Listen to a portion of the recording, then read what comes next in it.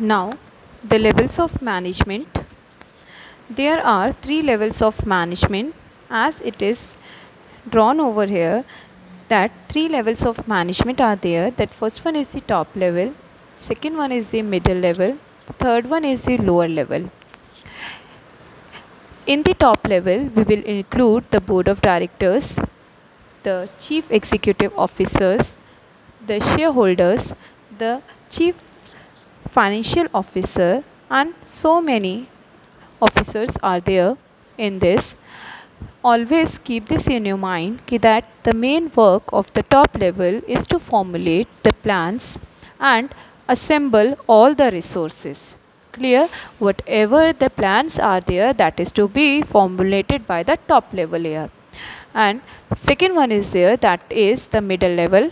In the middle level, all managers are there. Either he is a plant manager or a production manager, the sales manager or a marketing manager or human resource, any manager. All the managers are recorded in the middle level. Their work is to whatever the plans are made by the formulated by the top level, that is to be implemented by him.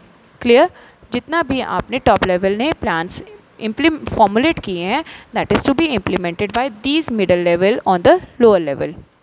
Now the lower level, the what means this lower level also known as supervisory level, or you can say कि that operational level, because they always supervise the worker, or in this level the workers performed the work of production. So we can say कि the main activities that is performed by this lower level according to the plans made by top and middle level.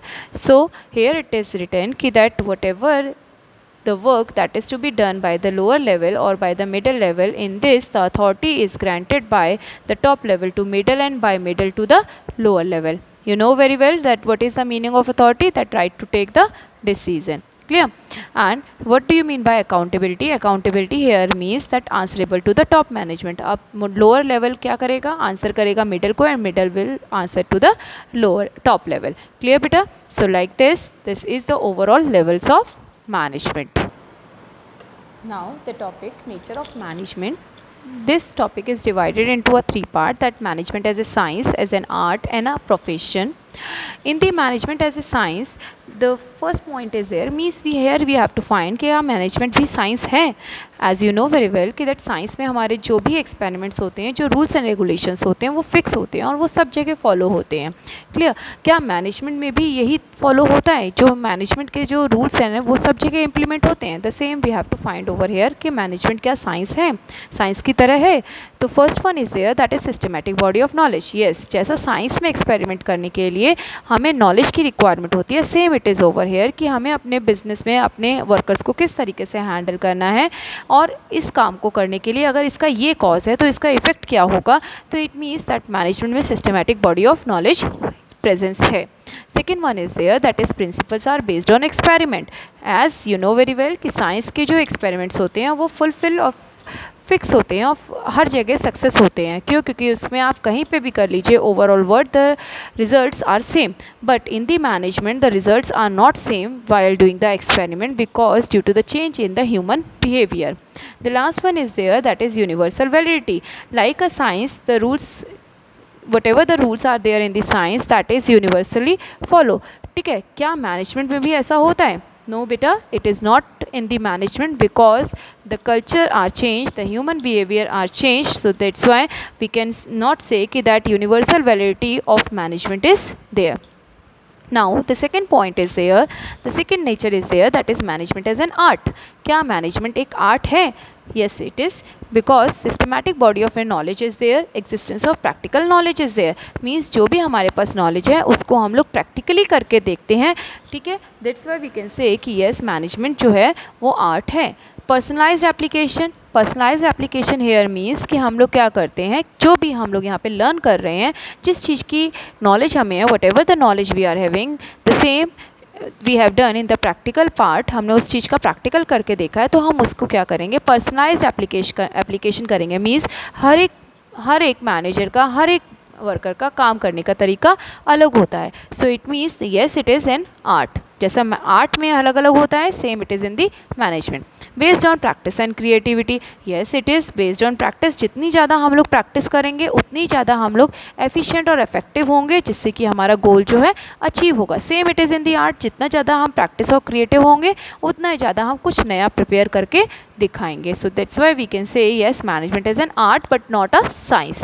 Science में आप लोग सिर्फ आपके पास systematic body of knowledge है जो यहाँ पे भी है, बट ना तो उसके ऊपर हम एक्सपेरिमेंट कर सकते हैं, ना ही वो यूनिवर्सली वैलिड होता है। Clear? But management as an art जो है वो आपका फुल फ्लेज होता है, बिकॉज हम लोग ये डेफिनेशन पढ़ते हैं कि that yes management is an art of getting things done through others to achieve the goal in an effective and efficient manner. Now the management as a profession. क्या management profession है? हमें ये find करना है।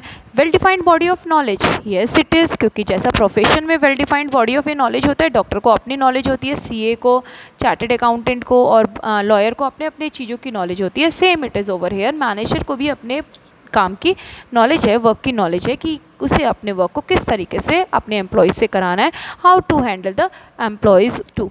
ठीक है, किस तरीके से। रेस्ट्रिक्टेड एंट्री, रेस्ट्रिक्टेड एंट्री का मतलब होता है क्या हम की means to entry in a particular profession. क्या प्रोफेशन में हम लोग एंटर कर सकते हैं without the degree?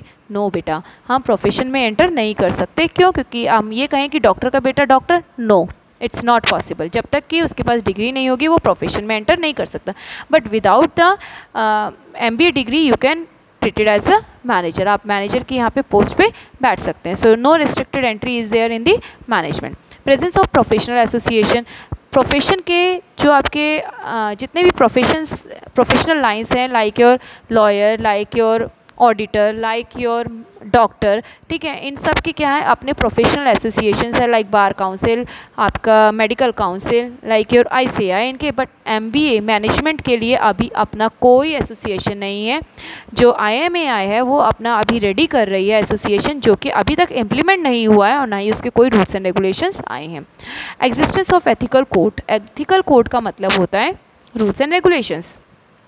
In the profession it is implemented, yes, उसके अपने रूल्स एंड रेगुलेशंस होते हैं जो हर एक प्रोफेशनल को फॉलो करना होता है। ठीक है, बट क्या मैनेजमेंट के अपने कोई रूल्स एंड रेगुलेशंस हैं? नो बेटा, इसके कोई अपने रूल्स एंड रेगुलेशंस नहीं है। बट हाँ, जब आप किसी का ऑर्गेनाइजेशन में वर्क करेंगे तो वहाँ जाके आप उस ऑर्गेनाइजेशन के रूल्स एंड रेगुलेशंस को फॉलो करेंगे। बट मैनेजमेंट के अपने कोई रूल्स नहीं होते। Service motive, service, yes, profession का मेन मोटिव ही सर्विस करना होता है, सर्विस देना, सर्विस प्रोवाइड करना। बट मैनेजमेंट जो है यहाँ पे सर्विस मोटिव तो होती है, पर वो टाइमली अपनी सैलरी जो है वो लेती रहती है। क्लियर बेटा? So like this is the overall nature of management.